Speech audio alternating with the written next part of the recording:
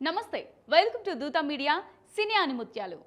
తమిళనాట విరబూసిన వేయి రేకుల అందాల అరవిందమామె, తెలుగునాట వీచిన సౌందర్యాల సుగంధం, దర్శకేంద్రుడి మాయాజాలంతో ప్రేక్షకులను బందీలు చేసిన గ్లామర్ క్వీన్, తెలుగు తమిళం ఇండస్ట్రీలను ఒంటి చేత్తో ఏలిన నాట్యమయూరి, I'm not an iron leg, I'm the success of cinema అని నిరూపించిన నీలాంబరి, అటు గ్లామర్ పాత్రలతో అలరించి ఇటు తల్లి పాత్రలకు కొత్త నిర్వచనం ఇచ్చిన original lady superstar Sivagami, రాజమాతగా వెండి తెరపై తిరుగులేని ముద్ర వేసుకున్న రమ్యకృష్ణ అలియాస్ రమ్యకృష్ణన్ గురించి నేటి సినీ ఆనుముత్యాలలో తెలుసుకుందాం. రమ్యకృష్ణ అసలు పేరు రమ్యకృష్ణన్. 1970 సెప్టెంబర్ 15న మద్రాసులోని తెలుగు కుటుంబంలో జన్మించారు. తమిళ సీనియర్ నటుడు మాచెంపి రామస్వామికి స్వయాన మేనకోడలు రమ్యకృష్ణ.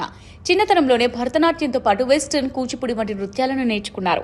ఆయా రంగాల్లో ప్రాథమిక శిక్షణ పొందుతూనే అనేక రంగస్థల ప్రదర్శనలు ఇచ్చారు రమ్య. ఇదే క్రమంలో మలయాళ చిత్రం నేరం పులరంబోల్ చిత్రంతో తన నటనా జీవితాన్ని ప్రారంభించారు. అయితే అది ఆమె నటించిన మొదటి చిత్రం అయినప్పటికీ ఆలస్యంగా విడుదలైంది. దీంతో రమ్య మొదటి సినిమాగా 1985లో వచ్చిన తమిళ చిత్రం వెల్లై మనసు నిలిచింది. రమ్య తొలి తెలుగు చిత్రం మాత్రం భలే మిత్రులు అనే చెప్పవచ్చు. ఆ తర్వాత రజనీకాంత్ నటించిన పడిక్క ధవన్, కమల్ హాసన్ నటించిన పెరిసొల్లుం పిల్లై వంటి తమిళ చిత్రాల్లో సహాయ పాత్రలు పోషించారు రమ్య. తెలుగులో సీనియర్ నటుడు రాజేంద్ర ప్రసాద్ తో కలిసి మదన గోపాలుడు, భామ కలాపం, ఆస్తులు అంతస్తులు, బావమరుదుల సవాల్ వంటి చిత్రాల్లో నటించి మెప్పించారు. మోహన్ లాల్ తో కలిసి ఓర్కప్పురతు, ఆర్యన్, అనురాగి వంటి మలయాళ చిత్రాల్లో విజయాన్ని అందుకున్నారు. 1989 నుంచి 1998 వరకు రమ్య వరుసగా పరాజయాలు చవి చూడాల్సి వచ్చింది. అటు తమిళం ఇటు తెలుగు రెండింటిలోనూ వరుస ఫ్లాప్ల తర్వాత 1989లో విడుదలైన కె విశ్వనాథ్ చిత్రం రమ్యకు ఊరటనిచ్చింది. సూత్రధారులు సినిమాతో రమ్య తిరిగి ఫామ్లోకి వచ్చారు. తర్వాత దర్శకేంద్రుడు కె రాఘవేంద్రరావు దర్శకత్వంలో చాలా సినిమాల్లో నటించారు రమ్య. రొమాంటిక్ హీరోయిన్ గా పేరు తెచ్చుకున్నారు. 1990లో వచ్చిన అల్లుడు గారు, 1992లో వచ్చిన అల్లరి మొగుడు, 1993లో వచ్చిన మేజర్ చంద్రకాంత్ చిత్రాలతో మంచి హిట్స్ అందుకున్నారు రమ్య. 1997లో వచ్చిన అన్నమయ్య సినిమాలో హీరో నాగార్జునతో పోటీ పడి మరీ నటించారు. అన్నమాచార్యునికి అంకితమైన భార్య పాత్రను అద్భుతంగా పోషించారు. 1998లో కంటే కూతుర్నే కను చిత్రంలో ప్రధాన పాత్ర పోషించారు.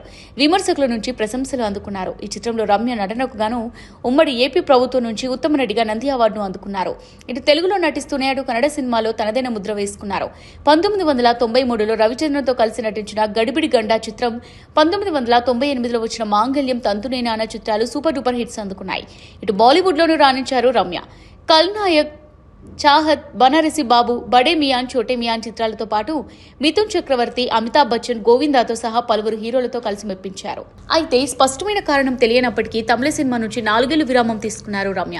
1999లో రజనీకాంత్ సరసన పడియప్ప చిత్రంలో రమ్య లేడీ విలన్ పాత్రలో పోషించారు.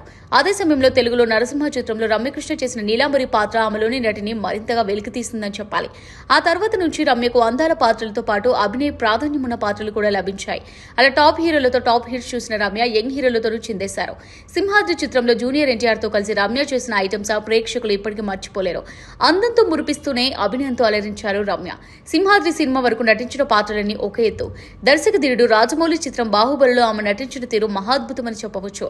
శివగామి దేవి పాత్ర పైన సంచలనంగా నిలిచింది. ఏకంగా సినిమా ప్రపంచంలోనే శివగామి పాత్ర చరిత్ర చెక్కిన రూపంగా నిలిచిపోయింది. తర్వాత పూరి జగన్నాథ్ దర్శకత్వంలో విజయ్ దేవరకొండ హీరోగా రూపొందిన లైగర్ చిత్రంలో ప్రధాన భూమిక పోషించారు రమ్య. సాయిధరం తేజ్ హీరోగా తెరకెక్కిన రిపబ్లిక్ సినిమాలోనూ నటించారు. అటు వెండి తెరతో పాటు ఇటు బుల్లితెరపై అప్పుడప్పుడు కనిపిస్తూ కనువిందు చేస్తున్నారు. ఇలా అన్ని భాషల్లోనూ అందరి హీరోలతోనూ రమ్య అలరిస్తూ ఉన్నారు. 4 దశాబ్దాల పాటుగా సాగుతున్న తన కెరియర్ లో 4 Filmfare award, 3 Nandi award, Tamil Nadu state Filmfare award, ప్రత్యేక బహుమతిని గెలుచుకున్నారు రమ్య. ఇప్పటికీ విరబూసిన అందంతో అలరిస్తున్న రమ్య భవిష్యత్తులోనూ ప్రేక్షకులను మరింతగా అలరిస్తారని ఆశిద్దాం. ఇది వాళ్ళ సినీ ఆనిముత్యాలు. మరో నటి ప్రస్థానంతో మళ్ళీ కలుద్దాం. కీప్ వాచింగ్ దూత మీడియా.